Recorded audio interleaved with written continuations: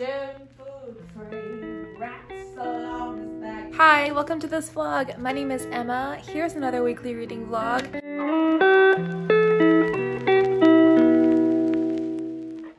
Today it is January 17th, MLK Day. I am home for the holiday, off of work, but also home because of the snow.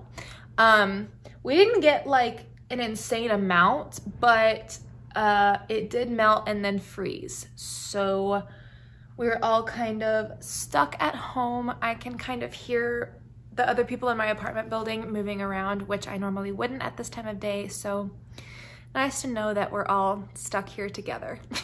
But I just wanted to start off this vlog with saying hi, hello, and giving some updates. So first up, I am currently reading The Death of Jane Lawrence by Starling. This is I don't think it's fantasy, but I think the best way to describe it is that this is a gothic paranormal novel taking place in the Victorian era, in which a woman has decided that her best way to maintain her freedom is to marry a man who she has an agreement with that they are married strictly for pragmatistic purposes. And it turns out that he has a bunch of very terrible secrets that she gets thrown into almost immediately after their wedding day. This cover is intense and beautiful and horrifying, and this book is intense and beautiful and horrifying. The paranormal is not like a suggestion or like a whisper. It is like in your face, pulling your hair, ghosts scratching. It's intense and it's scary. I spent all day yesterday reading this. Not all day. I mean, I stopped around like 4 and watched TV and stuff, but I am on page 237 out of 359, and I will definitely be checking in on Starling's other work because the author bio says that she has a couple other pieces out, and I definitely want to see what else she has going on because this is awesome.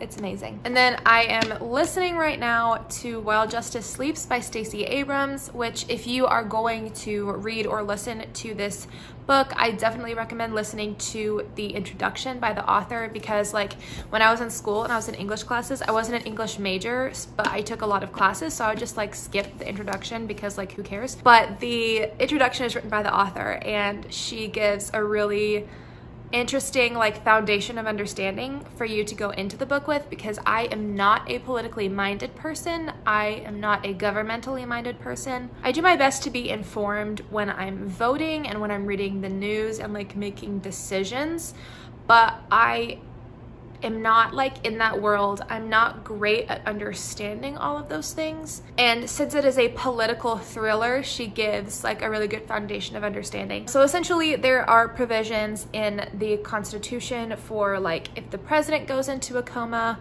or one of our Congress people goes into a coma, or like goes brain dead but isn't fully deceased yet, what should happen, who should take their place, and how decisions should be made. But there is no such provision or like instruction in the Constitution for what should happen if a Supreme Court justice has the same situation. In this book, a very, very old Supreme Court justice ends up going into a coma, and it's about his like, I think intern or assistant.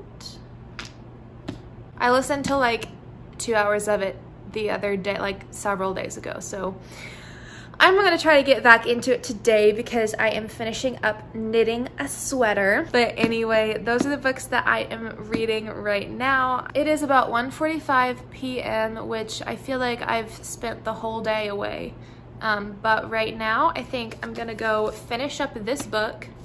Then I'm going to sit and finish my sweater that I'm knitting while listening to While Justice Sleeps. Oh, also yesterday I took some clips of the snow while it was actively snowing, so please enjoy those right here, right now.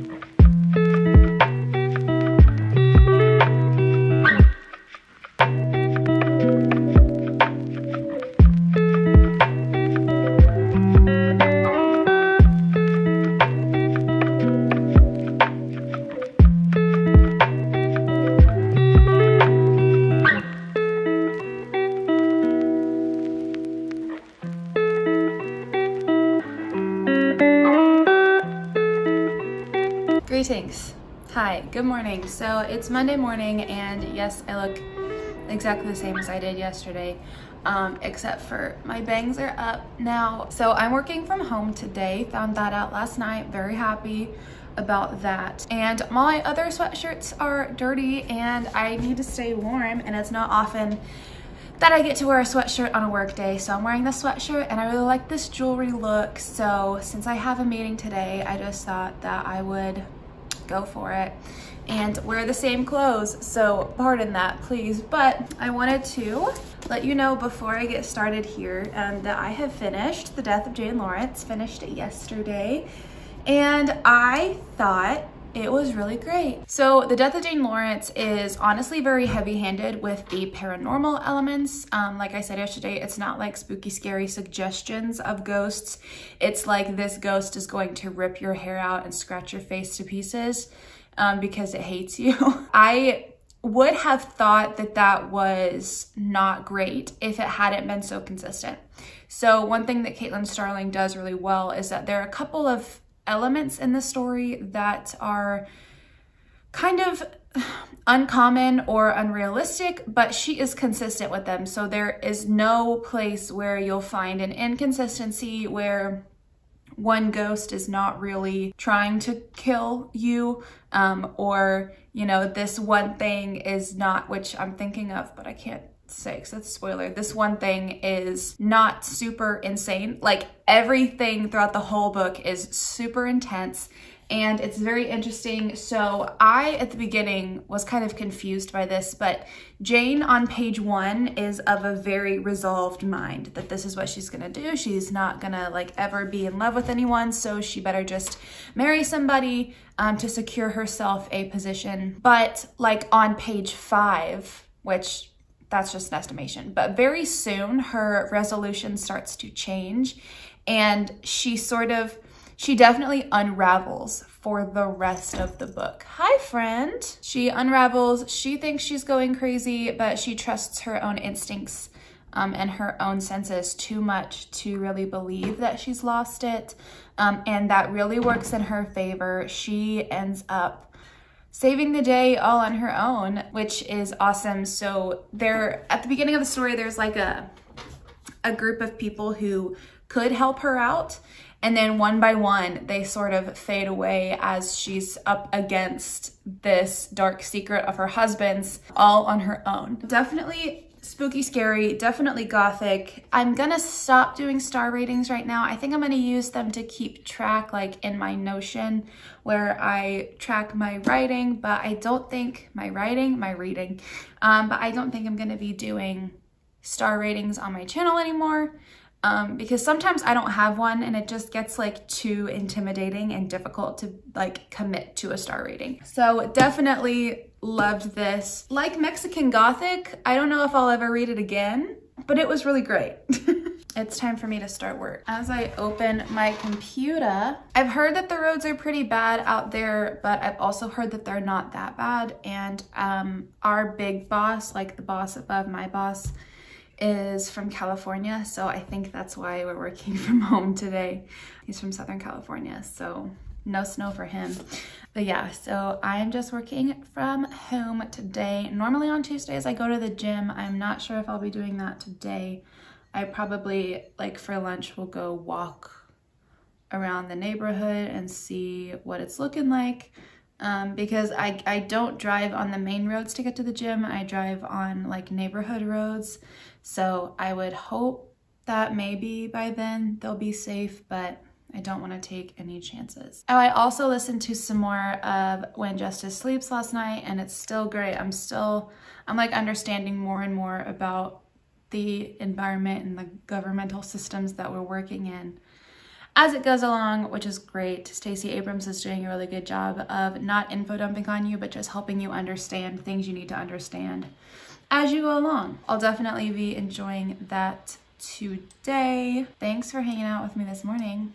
I'm gonna get to work. Hello, happy Thursday. So I just wanted to check in with you about reading this week. So a couple of things.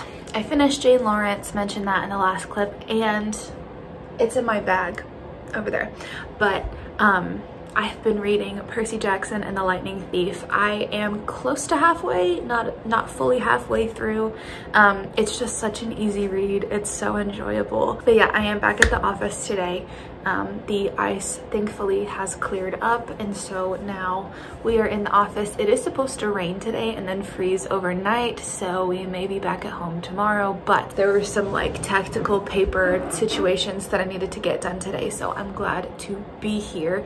But Percy Jackson and the Lightning Thief, in my opinion, Rick Riordan has the perfect way to reach middle grade readers. Especially in the original Percy Jackson series, Rick Riordan has just an immaculate balance between giving the readers all of the clues and kind of connecting them but not fully putting the pieces together, and letting people figure things out on their own. So he has a great balance for, I think, middle grade readers, just between that, like, here's the mystery part and here's what I'm gonna connect for you so that you're not completely in the dark. I just think that he does a great job with that, especially in the main original Percy Jackson series. Now when we move into Heroes of Olympus, things get a bit more YA style, so there's a bit less of him connecting those dots for the reader. But still, I mean, it can, as an adult reader, it can feel a bit heavy-handed, but just knowing like this is Percy Jackson, this is for middle graders, I think it's fantastic. It's wonderful. I also, since I read Percy Jackson and the Lightning Thief, since I read the Lightning Thief when I was like 11 years old, I have appreciated the lengths that Rick Riordan went to fully kind of appropriate is a negatively associated, a negatively connotated word, but appropriate is the only word I have right now in my noggin. But the ways that he appropriates that Greek god situation, those Greek gods, and brings them into modern American culture. One thing that I never noticed before that I read, which I think I noticed it more now because I've taken basically, it wasn't called this, but it was basically a Hellenistic history course in college where we studied, you know, how the original Greek culture came to be and the effects that it's had on us since then. And I noticed this time that one thing that Chiron says to Percy is that the reason why the gods are now in New York City and in America is because they are basically the incarnation and the representation of the heart of the West. So since the time of ancient Greece, the country or the region that fully encompasses the Hellenistic lifestyle and the Western lifestyle the most is where the Greek gods live. So he said that at times it was in France, at times they were in England, Spain, but now they're in America and in New York City in the Empire State Building, which the Empire State Building, other than Lady Liberty, I think is one of the top most iconic just pieces of culture and architecture in America. So that's something that I had never noticed before as like a teenager reading it. But I thought that was a really interesting detail to bring up, since that's just something I noticed this time that I hadn't noticed before. But Percy has just been claimed by his godly parent and moved into cabin 3, so now we are in that part of the book. And I guess I'm gonna be mentioning spoilers, at least for Lightning Thief, because I feel like everyone in the world has at least read Lightning Thief. But I am also still listening to While Justice Sleeps by Stacey Abrams. I think this speaks to the effectiveness of the book that yesterday I was trying to listen to it and I got so stressed out with the high stakes that I had to turn it off. And there are really high stakes going on, and you kind of you feel the high stakes at the beginning of the book, but as things unravel, you figure out like exactly how high the stakes are and exactly what's going on. And it's awesome. It's great. I will be listening to more of it hopefully soon, but yesterday I was like, I can't do this. I can't do it anymore. It is about 12:15 and I have therapy today, so I'll be leaving in about 15 minutes and then coming back to the office in a couple hours, 2 hours to be precise. I will let you know when I have another update.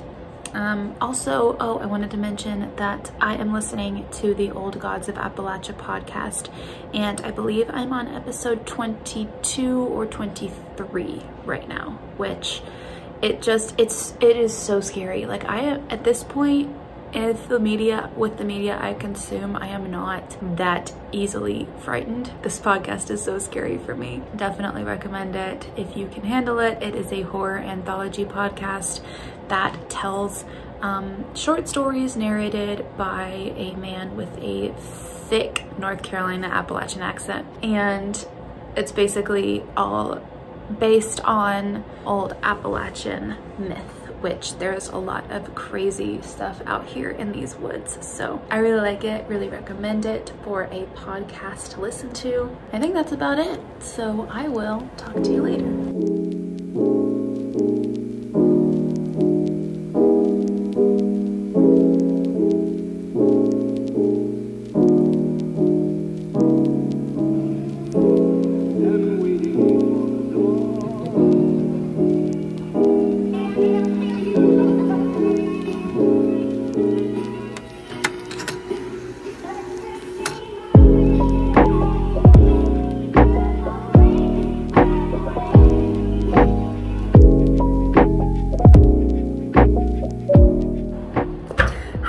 So this is the end of the vlog. It is Monday morning, well, Monday lunchtime, morning, afternoon. It's afternoon now, sorry.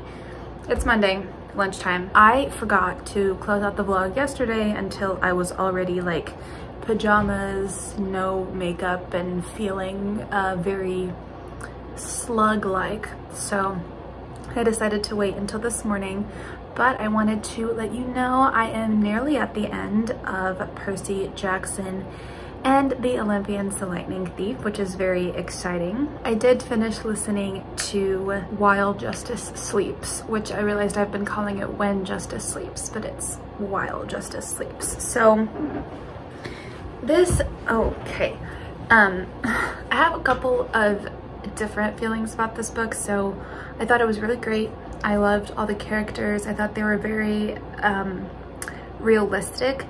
I felt though at times that some of the dialogue was forced. Like there were moments where the main character Avery would like talk aloud to herself, but what she said was a bit too formal. It was just a bit too formal to seem natural, like natural talking aloud to yourself. But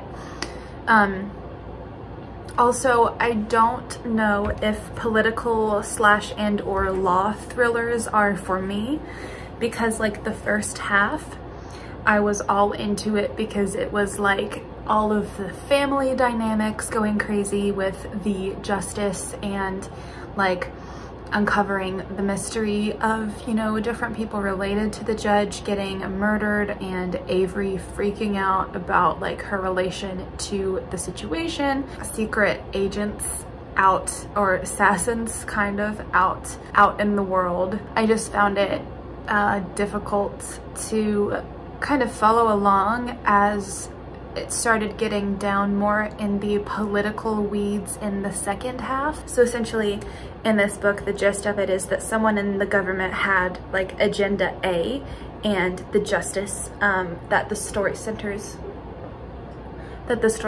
around had agenda B. So the justice, put everything on the line to prevent agenda A from happening. There was so many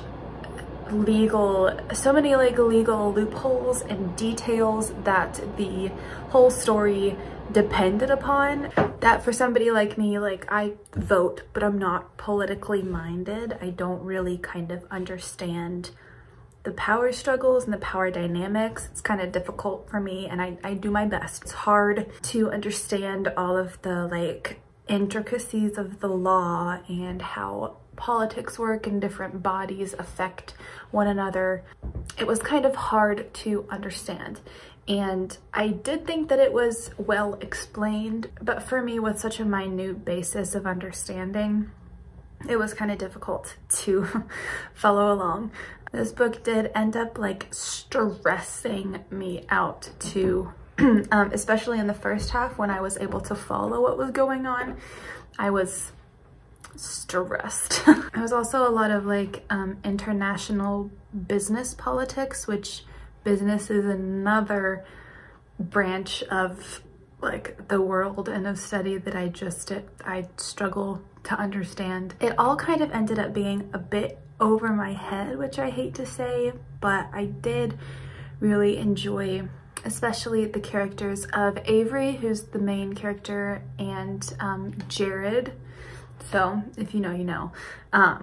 But their dynamic ended up being really interesting and really fun to kind of lighten up, because, you know, at the beginning it feels so hopeless. Avery feels so alone, but then especially with Jared coming in, it got a lot easier to listen to because you didn't feel so isolated. You felt like there was support there for the main character. And if you're like me, you put yourself in the main character's place, and so there was like support there, rather than just leaving you out to dry. So I'll be continuing Percy Jackson in the next week. I will be listening to Goodnight Beautiful by Amy Malloy, I think, and then reading Black Cake, which is my January book of the month pick. So stay tuned for next week's vlog. But for now, thank you so much for watching. I hope that you are doing well.